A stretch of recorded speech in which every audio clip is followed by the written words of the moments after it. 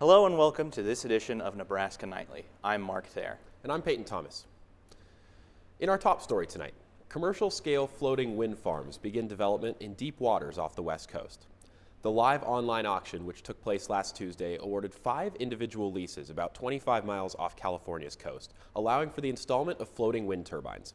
Offshore wind, which is well established in the UK and other parts of the world, is beginning to ramp up in the States as the need for clean energy grows. The cost of developing offshore wind has dropped more than 60% since 2010. This will be the United States' first foray into floating wind turbines. In national news, a surge of recent anti-Jewish rhetoric in American pop culture has many worried that public figures are normalizing hate and increasing a risk of violence towards targeted populations. Leaders of the Jewish community are alarmed to see similar rhetoric from some of America's biggest celebrities that echo another time in America's past. The Anti-Defamation League announced in April that their annual tally of anti-Semitic incidents reached a record high this year. The organization counted over 2,700 incidents of assault, harassment, and vandalism in 2021, a 34% increase over the previous year. In local news, multiple people were displaced from their homes as a fire was started in an apartment complex on Tuesday. Lincoln Fire and Rescue was dispatched to the 1400th block of South 21st Street at 8:20 p.m. According to the fire department, the fire started due to unattended food. The fire crews were able to extinguish the fire quickly and get everyone out of the building. The damage to the building is estimated to be $300,000. Occupants from all 4 units were displaced, and 1 person had to be taken to the hospital. In Omaha, a man from Iowa received 2 years of prison time for transporting explosives in Omaha. On December 2nd, 61-year-old Ricky Wynn from Council Bluffs, Iowa, was convicted for transporting explosive materials with the intent to injure. According to court documents, the Omaha Police and Fire Departments were dispatched to an Omaha home for a report of multiple suspicious packages on January 30th, 2022. They found 13 devices of incendiary and explosive nature. The case was investigated by the Bureau of Alcohol, Tobacco, and Firearms, the Omaha Police Department, and the Omaha Fire Department. Wynn will have a 3-year term of supervised release after serving the initial 2-year sentence. In sports news, Nebraska volleyball enters the second weekend of NCAA tournament play against Oregon in Louisville, Kentucky. The match begins at 11 a.m. Eastern Time, much to the dismay of Huskers head coach John Cook. In order to get acclimated to the early start time, the Huskers will shift one of this week's normal afternoon practices to the morning. It's a matchup between the top defense in the nation in the Huskers and the number 4 offense in the Ducks. The winner will advance to play Saturday afternoon in the Elite 8 round against the winner of Louisville and Baylor. Then on the hardwood, it was a huge weekend for Husker basketball, which saw both teams take down ranked opponents in road upsets. First, the Husker women took down number 20 Maryland after outscoring the Terrapins 30-11 in the final quarter of play. The victory broke a streak of 15 straight wins for Maryland in the series. And then just a few hours later, the men took the floor and stunned then number 7 Creighton at the CHI Health Center.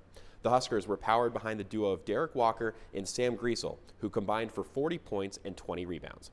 The win marks Nebraska's 3rd straight road win over a ranked opponent, dating back to last year, and just the 5th time in program history that Nebraska has knocked a top 10 team away from home. In business news, after more than half a century, the last Boeing 747 rolled out of a Washington State factory on Tuesday. The 747 is used in multiple roles, from cargo planes to passenger planes, even the Air Force One. It debuted in 1969 and was the first commercial aircraft with 2 aisles. The plane design includes a second deck extending from the cockpit back over the first third of the plane, giving the plane a distinctive hump. That, in combination with its size, earned it the nickname the Whale. The last 747 was ordered by the cargo carrier Atlas Air. The 747 will remain in the skies as many of the more recently built planes still have thousands of flight hours left to go. Boeing will continue to manufacture 767s and 777s in the Washington factory. For the first time in 40 years, hundreds of journalists plan to have a 24-hour walkout at the New York Times today. Newsroom employees say they are fed up with bargaining that has dragged on since their last contract expired in March of 2021.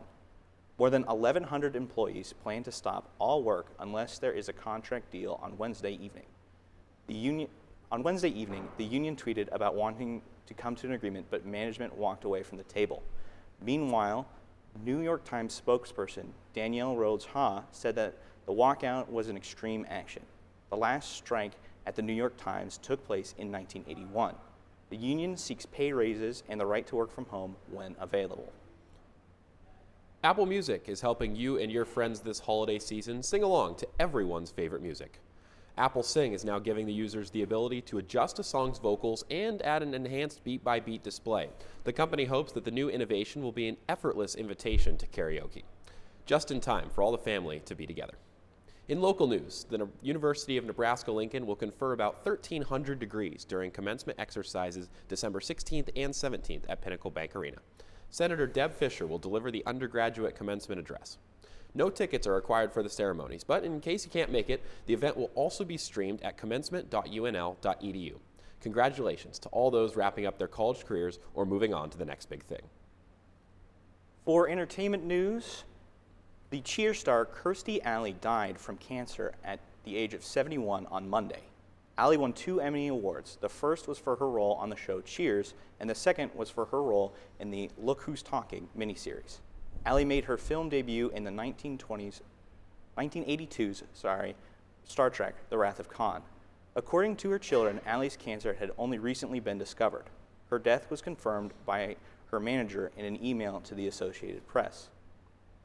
Finally, it looks like the winter cold will hold off for a bit longer as highs will be in the 40s going into the weekend. The high for today is 37 degrees with an 89% chance of rain mixed with snow. However, it should warm up for the weekend as Friday's high is 41 degrees and Saturday's high is 48 degrees. The high for Sunday is also 48 degrees, although it looks like the rain will be back next week as Monday and Tuesday have a 73 and 80% chance of rain respectively. Means we may have to get the coats out, Mark, but at least it won't be slick. That's the latest on this edition of Nebraska Nightly. I'm Peyton Thomas. And I'm Mark Thayer. Thanks for watching.